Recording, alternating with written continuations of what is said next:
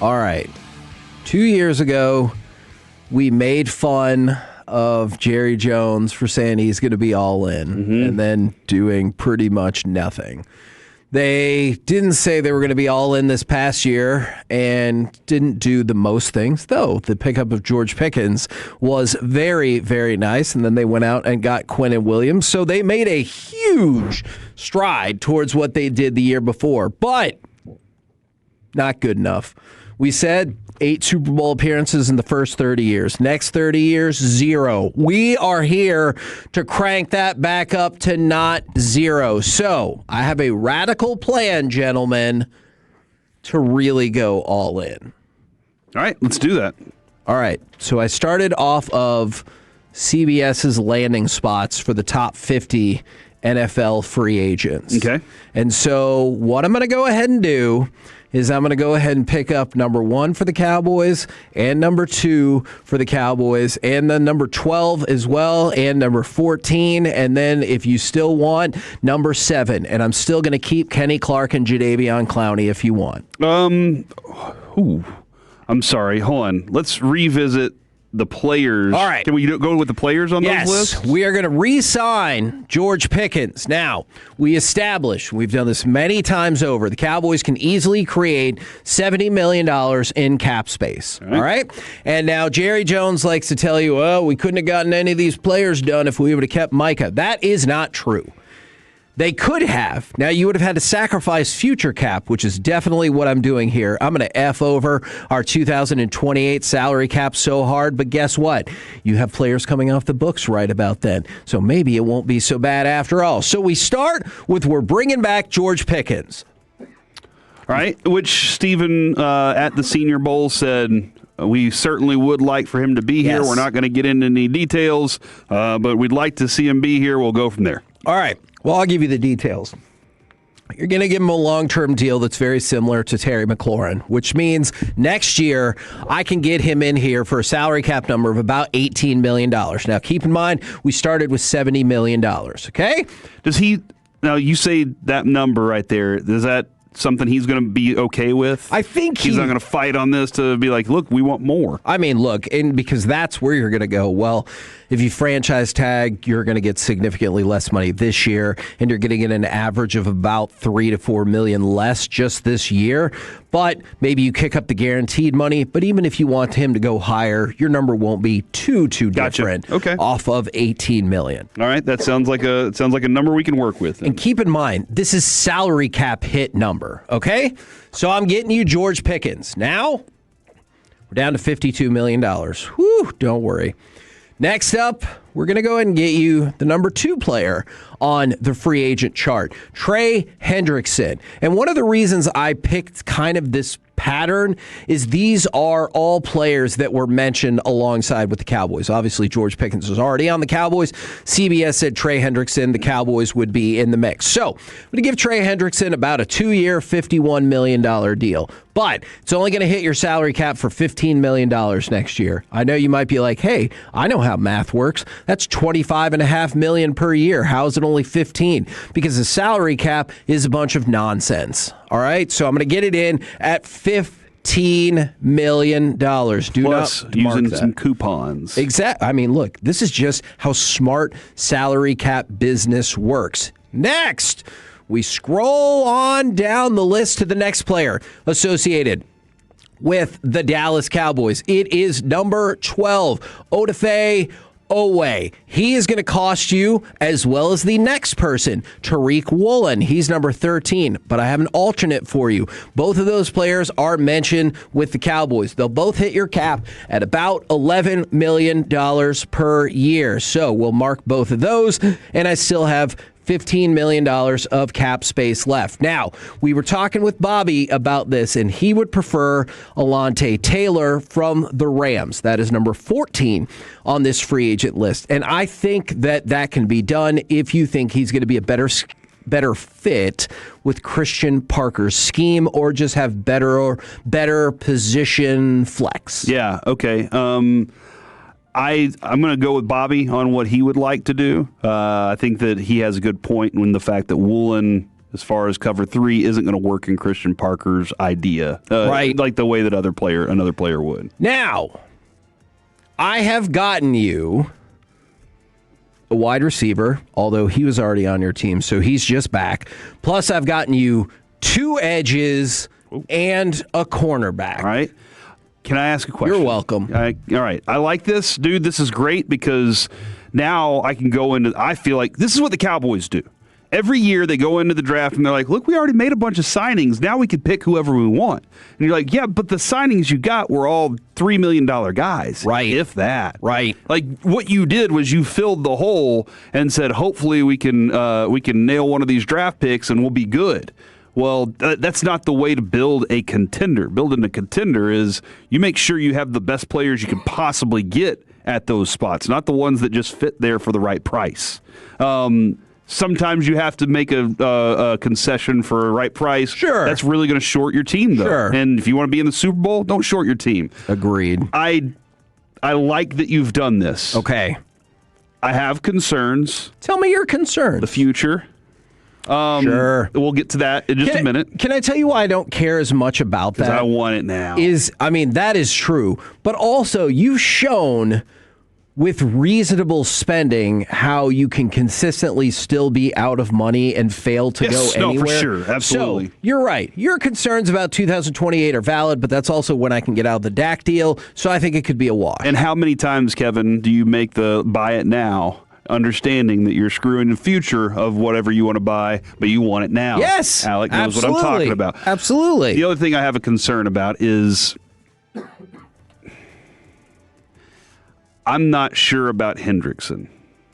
Okay. He's an older player, had a back injury. Now, that could be something that he was throwing out there so that he could move on. That's what I'm counting. But he is a little bit of an older player at the position, and I'm wondering if I can spend that money on an offensive lineman. Is that a possibility? Ooh.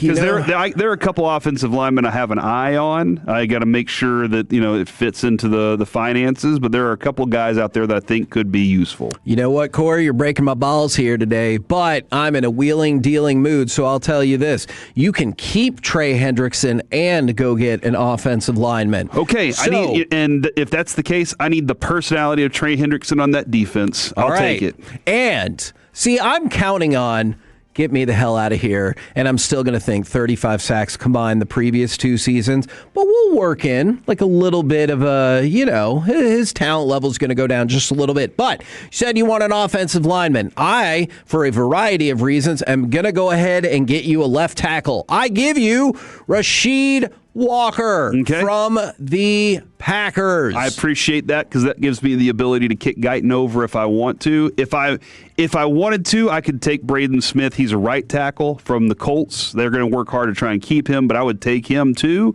And then I'd be, hey, let's work on our left tackle position or maybe our left guard position. But yes, you taking a left tackle makes me feel even more comfortable. So for the time being, we're going to go Rasheed Walker. I think that's going to come in with your cap number at about $15 million next year. That would mean that you are officially out of money. You have $0 in salary cap space. But you need $14 million to be able to do training camp, Kevin. That is not true. Right. Or else, why doesn't every single team in the NFL do that? But you do need some money for your draft picks. I will concede that. We will loop back around to that in just a second. But my point is, let's start with the offensive line that you just talked about. So now you have Rasheed Walker at left tackle. Then you have Tyler Smith at your left guard position. We feel good so far? Yeah. Hopefully really good. And then you go BB, Booker, center, and right guard. And then I would assume this is where you would consider putting Tyler Guyton out at right tackle, because remember, in order to get some of this money, I have moved on from your previous right tackle of Terrence Steele. How do you feel about that offensive line? Rasheed Walker, 15th in pass blocker win rate this year. And that is not just for position. Actually, it looks like, it is at position. So that's good. Like I'm feeling pretty confident that I have a better left tackle than I had last year, and I'll give Guyton his opportunity to go over there and win that. Yes. And do something over there.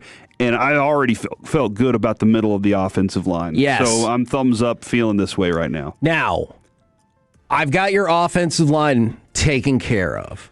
I've got your stud receiver back. I have also added 2 awesome edge players and a really good cornerback. And the reason why I wanted to bring this up and present it like that is when the Cowboys say, well, the salary cap, this and that, it's not true.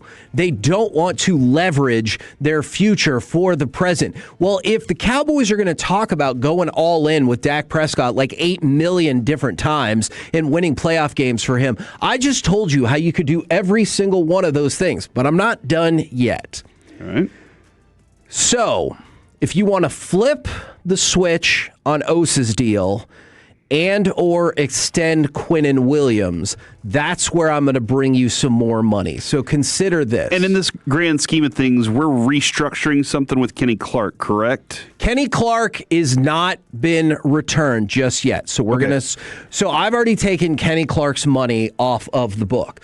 So if you flip Osa's deal, that's about another $9 million. And essentially, whenever I just say flip, you drop it down to a base salary and you convert the rest of it back into a signing bonus that player can get. And then you can use that by sprinkling it across all the remaining years of the deal and those stupid void years. Or if you extend Quinnen Williams, that picks up another $21 million for you right there. Okay. All right. You're going to need a good chunk of that for your draft class, about half. But I think I can finesse the salary cap numbers where it's a tightrope now, but where I can get you Kenny Clark and Jadeveon Clowney back. Okay. So put me across this defensive line right now. I would have Hendrickson next to Quinnen, next to Osa, next to Ezraku. Let's just put Ezraku on the other side for the time being. And then I got Jadeveon Clowney in the mix, and that's part of my rotation. I'm feeling pretty comfortable there. Well, I hope you feel even better because you also have Owe. Oh yeah. That's my apologies. But that's my point, right?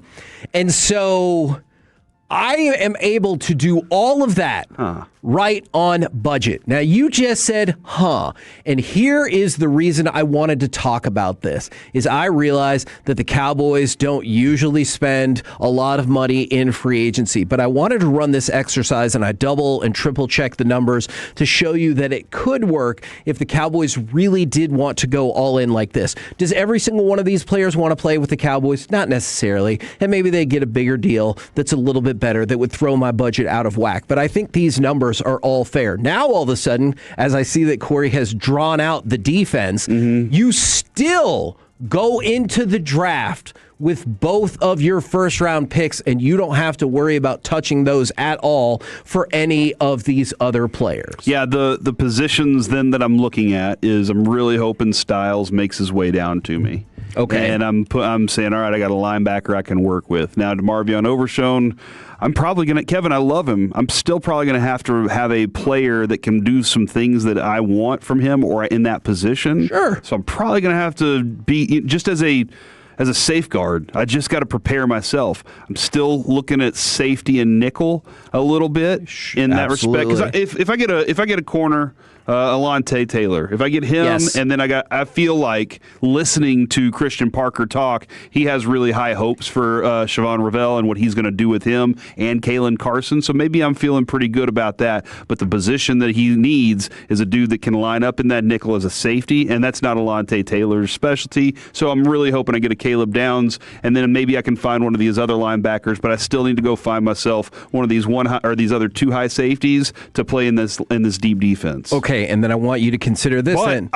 But what you've done is you went out and said, instead of having to go find 7 players in the draft, now you only have to find a few. Exactly. And you can pick the ones you want because they are the best. I love this. From the 817, spending money in free agency doesn't work. I mean, look at the Patriots. They spent like $300 million last year. Where are they now? Exactly. They are in the Super Bowl. And I believe, I bet. No, they're fine. And I believe they spent the most, and maybe Seattle was like 4th or 5th most. But somebody brought up offensive tackles cost too much in free agency. They would rather draft one. And that is totally fair, because guess what? If you decide that's the direction you're going, you want another cornerback, consider Jalen Watson if you want to go after him. You want a linebacker, instead consider Devin Lloyd. You want a safety, instead consider Kobe Bryant. That's Kobe with a C.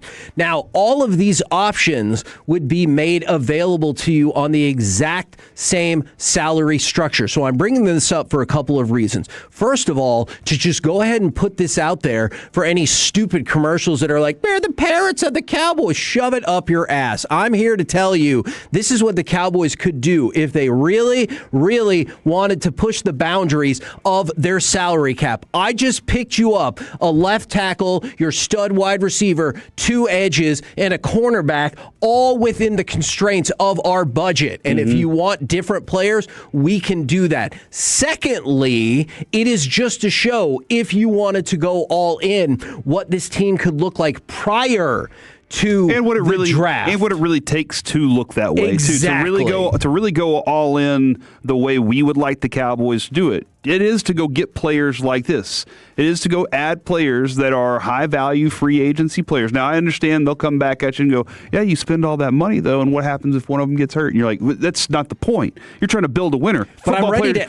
I'd much rather one of those dudes get hurt than you be like, you know what? We got this one rookie that we picked up off he wasn't even actually drafted. He was an undrafted free agent. He's a rookie, though, and we're throwing him out there, and he might get hurt, too. Yes, and look, my argument... It makes you feel like you have no hope in that locker room. And that is a very logical argument. Is better talent up top, you would hope, would lead to better competition and potentially better backups in this entire situation. So every time you hear Jerry say, well, we couldn't have done any of this without Micah, all right, fine. Micah is off the books. I disagree with that assertion, but I just laid out how all of this could get done. You're going to be in some potential cap trouble in 2028. But like I said, that coincides with when Dak Prescott, you can wiggle out of that contract. Now, it's not up for another year, but you can get out of that with a significantly lower hit. And if you really want to go for it, if you really want people to support Shoddy and Dak and your new DC and everything like that, give them some damn players. Here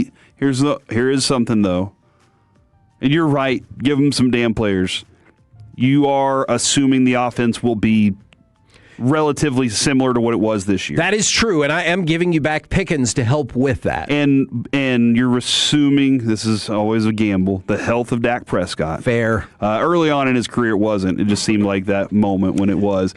But because if Joe Milton has to be the quarterback, we have some questions about what you're going to be able to do. But you have now built a defense that in the stead of your quarterback might be able to help you, might be able to put you in good position. And not have to put everything on the quarterback like you did this year and everything on that offense to carry the load for this. Because, Kevin, you're going to run into teams occasionally that are a little bit better at certain things that keep you from scoring 40 points. It's going to happen.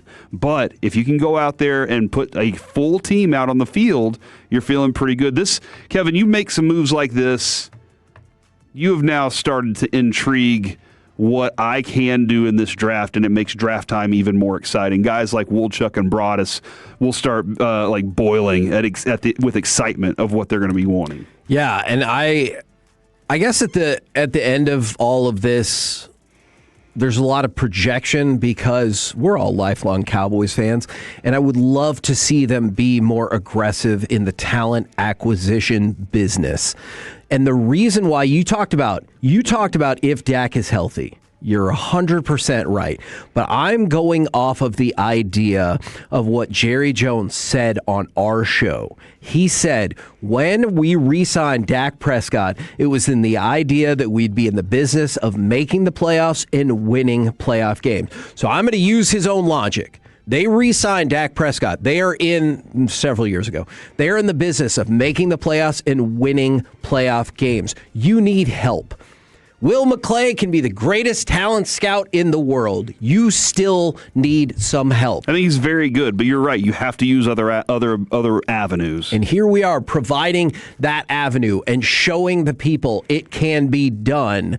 Whether or not the Cowboys choose to do it, that I wish I could control that. And somebody said Jerry won't do it because it's not his idea. I'll tell you what, we'll get this plan over to Jerry. We'll fax it to him. We will wipe every version of this segment that has ever existed off of the internet so he can take all of the credit. I don't care about the credit. I just want them to win. I don't know, Kevin, about that. Because this year on our show, you made a suggestion to Jerry Jones. And he said, did you like those, did you like having George Pickens? Did you like those wins? And you were like, I kind of would like other things. Yes. And he said, here's the kicker. He said, I will take that under advisement. I will write that down in my notes. So he did take a suggestion from you. And I think that they are kind of at this point where they have been doing it a certain way for a long time. They have been doing it a certain way that kind of is safe for them. Yeah. Because they know the safety comes with the fan base and the safety comes with the fact that they're going to be number one in all these other categories. They will be relevant. But the thing of, I want this, he announcing that goal of having those Super Bowls, announcing that to the world, maybe it is just like him saying all in. Maybe him saying that out loud is just like him saying, I'm all in, and it doesn't really mean anything. But if you really want something like that, you make the necessary changes and you take these necessary risks to build something that could really pay off for you. And you're so right. And I go back to think about how relevant you've stayed by winning nothing. People aren't going to go away in the next 2 years. But imagine if you did win. Your brand is predicated on winning, all right? I know that's how it started. America's team because they were winning. 90s Cowboys because they were winning. Imagine if you actually lived up to the ideals of your brand and won. What in the world would happen to the amount of merchandise sold and TV ratings and value of your franchise? The three things I know are really most important. He said, well, he's in the Caribbean, so that's where you got to send the fax, Kevin. I think we have that technology. I think he's at the Senior Bowl. I think they're. I know Stephen Jones and Will McClay. They're there. The bus is on its way. Senior Bowl is where the action is right now, and that's actually a great place, Kevin. We could go ahead and have that hand delivered. In one of those big envelopes where he's going to be like, oh, crap, I'm getting served. And then you're going to be like, no, this is actually really good stuff. And you hand that over to him. He's like, this is better than I thought it was going to be. Hey, we need to do this idea. I love it. Listen, dude, I'm excited about this idea because somebody came up with a plan. You developed a plan that I really like a lot that gives me more talent across the board and still allows me to find more young talent for the future and core of the franchise.